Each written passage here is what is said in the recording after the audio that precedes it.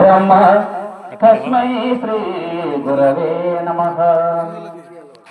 శ్రీరాజయోగి గురు శిష్యం నిజానందీక్షతం గుడిశ నరసింహయోగి నామాంకితం సద్గురుతే నమో నమః. వేదికను అలంకరించిన పెద్దలు మరి సిద్ధయ్య స్వాముల వారికి, అదేవిధంగా తిమ్మక్కకు, మమ్మల్ని ఈ వేదిక పైన పెద్దలు ఎవరో ఉండరు వారికి పేరు పేరున నా యొక్క ధన్యవాదాలు చెప్తూ, ఈ యొక్క ఆత్మీయ గురుభక్తి సోదరి మాలో కూడా నా యొక్క హృదయపూర్వకములు వచ్చి వేదిక అలంకరించారు. సర్వాన్ని వస్తున్నాం. ఇప్పుడు నేను చెప్పబోయే వాక్యము సిద్ధేశ్వరంలో వారు పరిపూర్ణం అంటే ఏమిటి, ఎరకంటే ఏమిటి, పరిపూర్ణములు ఎరక ఎనిగి ఎరకని మాను అని ఒక అచల సిద్ధాంతం అన్నది. అయితే ఈ సృష్టి పుట్టక బదులు, సృజన కాక మొదలు, నేను లేక మొదలు ఏ వస్తువు అంటే ఆ వస్తువు భక్త బయలు, అది పరిపూర్ణం. దాని అందు ఈ యొక్క ఎరుకనేది ఎట్లా వచ్చిందని విచారం చేసినప్పుడు,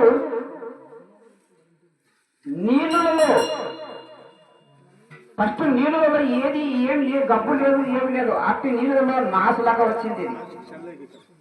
స్వచ్ఛమైన నీళ్ళలో నాసు ఏర్పడింది కాబట్టి అట్లా వచ్చింది ఎరక. అయితే వచ్చి ఎరక ఏం చేస్తుంది, ఆకాశ పంచకము అంతరేంద్రియములు, ప్రాణాలని వాయు పంచకము, జ్ఞానేంద్రియములు వయసు నరపంచకము, అప్ప పంచకము శబ్దాదులైను, కర్మేంద్రియములు కడభూమి పంచకము, ఇట్లు 25 ఇంద్రియములు. ఇవి ఆత్మ కాదు, ఇవి కేవలం ఇంద్రియములే. ఇన్నిటి ఎరిగేటి ఎరకయే పరమాత్మ అన్నప్పుడు అది ఎరక, అది పరమాత్మ. అటువంటి పరమాత్మ ఒక ఉపాధి ఉంటేనే అది ఉండడానికి కారణమని కాబట్టి అది కూడా అంతటా ఉన్నది కాదు.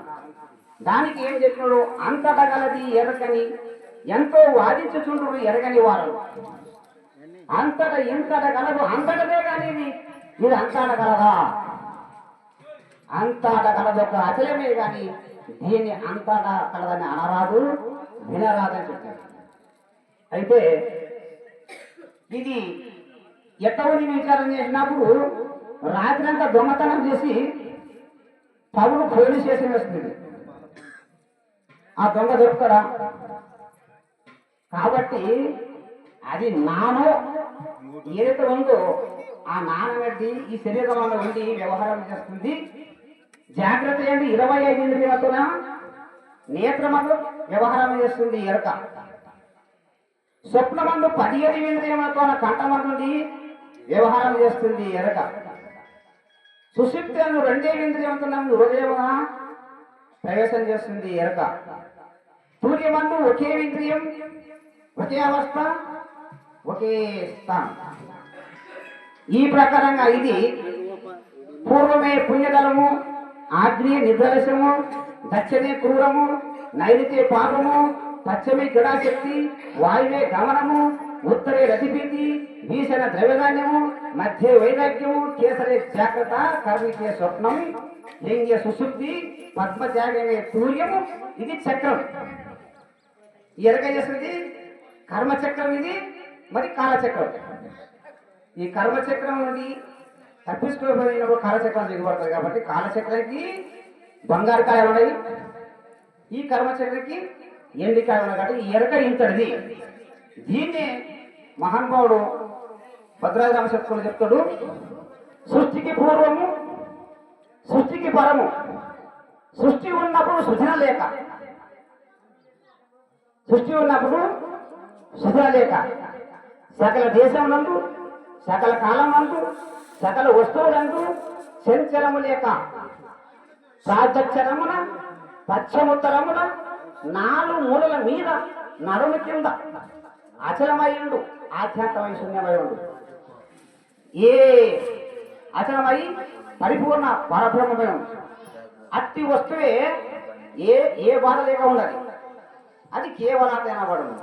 అట్టి కేవలాత్మని పరిపూర్ణని గురువు దగ్గర చేరి పరిపూర్ణం తెలుసుకొని ఈ యొక్క ఎరకని దీనికి భాగవత కృష్ణ గారు చెప్తాడు.